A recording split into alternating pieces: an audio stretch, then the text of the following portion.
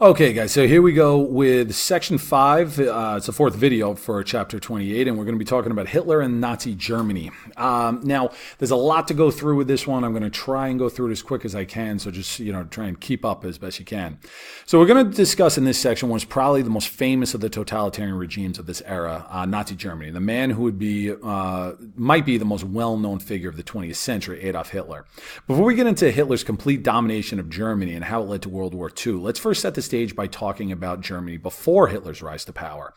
And we call this period the Weimar Republic. The Weimar Republic was created a few years after Germany's defeat in World War I, and it was meant to be a democratic republic. It had a parliament as a legislative branch and a prime minister to run the government, right? So very similar to Great Britain's government. Germany refers to its prime minister as a chancellor. It's still called that to this day. Despite its hope to spread democracy, the government had many problems. Politically, it was very weak. There were many political parties that competed for power. The government was led by a moderate group that couldn't make either side happy. You had the communists on the left, you had conservatives on the right, and they really couldn't satisfy either of them. Communists wanted radical changes like what had happened in Russia, and the conservatives wanted a strong leader like Otto von Bismarck from the late 1800s. Regardless of your political leaning, though, everybody hated the Treaty of Versailles, and resentment towards the Weimar government built because the Weimar government accepted it. Remember, the Treaty of Versailles forced them to give up land. It forced them to take blame for World War I. They had to reduce the size of their military. And most gallingly, they had to pay reparations, especially to France. Now, on top of these political problems, there were also several economic problems, the biggest being massive, massive inflation. As part of the Treaty of Versailles, as we just said, you got to pay these reparations. So you combine these reparations with widespread worker strikes, loss of territory, so they can't bring in money or revenue from their colonies. And then on top of it, you just got all these downward economic turns. So what the government decides to do is it decides that it's going to solve these problems by printing large amounts of paper money. This doesn't end well, and you have inflation, and it's going to spiral out of control. The value of paper money decreased to the point where it was essentially worthless. You look at here, German marks needed to buy an ounce of gold. Marks are the paper money. In January of 1919, you need 170. Look what you had by 1923. 87, I don't know, do the math here, 100 million, billion, trillion. 87 trillion marks were needed to buy an ounce of gold. It literally was worthless. Okay, kids were using stacks of paper money to play with for building blocks. People were using paper money as kindling in their furnaces and their fireplaces. They were better off using it than using in these ways than to use it to go down to the local store to buy a loaf of bread. All right, so on top of all this, in 1929, you have the Great Depression, and that sent ripple effects throughout the world and absolutely ruined Germany's economy. So you have economic disaster and the view that the government is very weak. It's very similar to the situation we talked about in Italy in section 3 of this chapter. And you remember that Italy turned to Benito Mussolini, a charismatic figure who promised a return to strength. The same thing happens in Germany, and that figure that they turn to is Adolf Hitler. Hitler was born in 1889 in Austria, which is just south of Germany, but spent much of his youth in Germany. He served in World War I, where he was injured, and he was recuperating in an army hospital when word arrived that the war was over and Germany surrendered. He became disgusted by Germany's display of weakness and its acceptance of the Treaty of Versailles. Now, this anger is eventually going to turn him toward more extreme ideologies, and in 1919, he joined the National Socialist German Workers' Party, also known as the Nazi Party.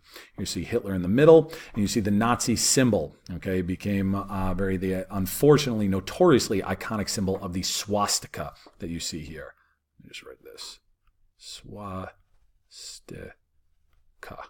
Okay, associated with Nazi ideology.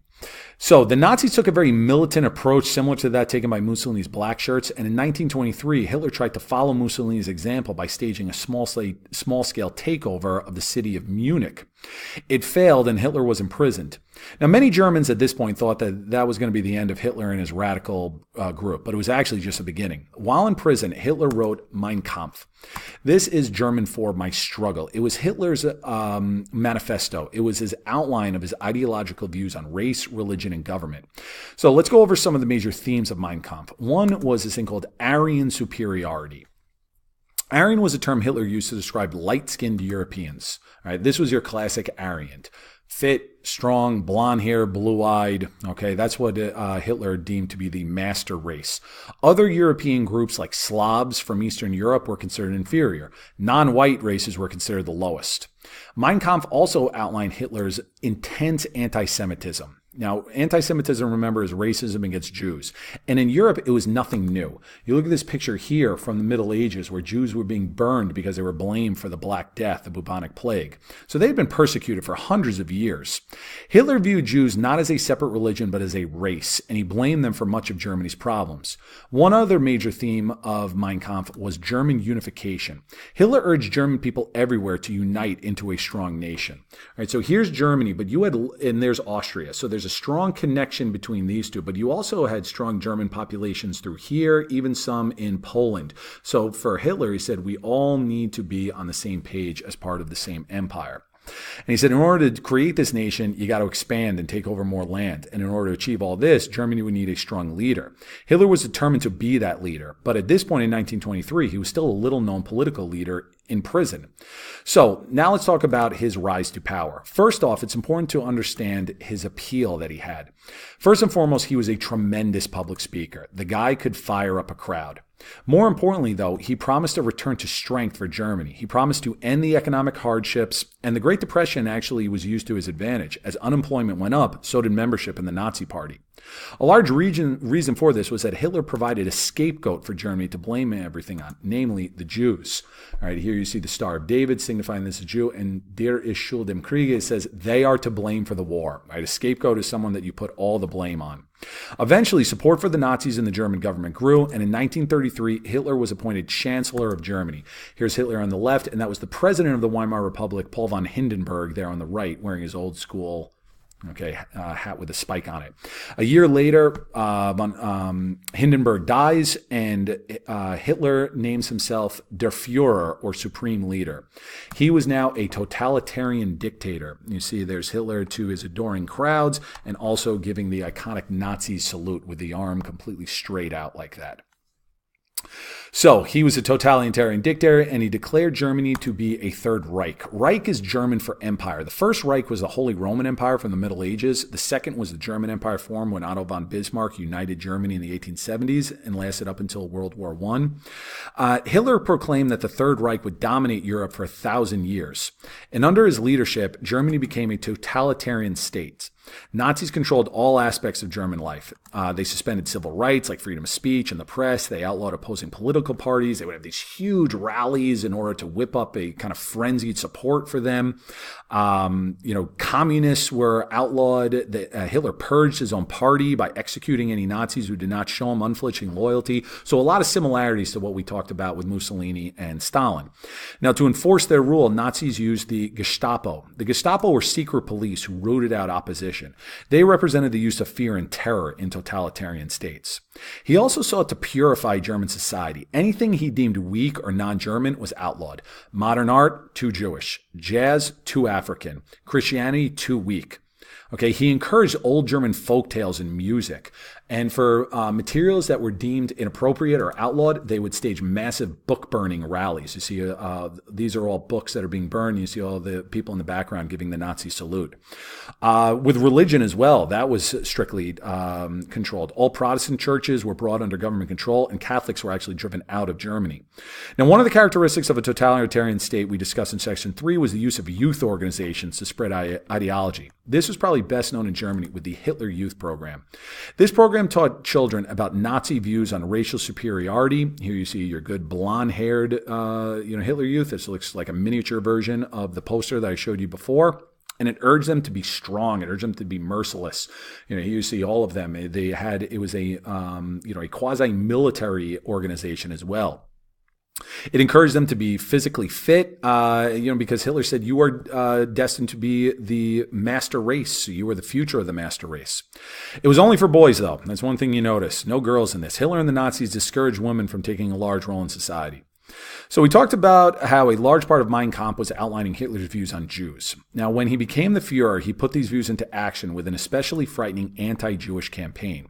We'll talk about the Holocaust, where the Nazis tried to actually kill all of the Jews in Europe in the next chapter. But before that, they first tried to drive them out of Europe by taking away their rights. This was done primarily through the Nuremberg laws. Now, these laws, enacted in 1935, shortly after Hitler came to power, took many things away from the Jews.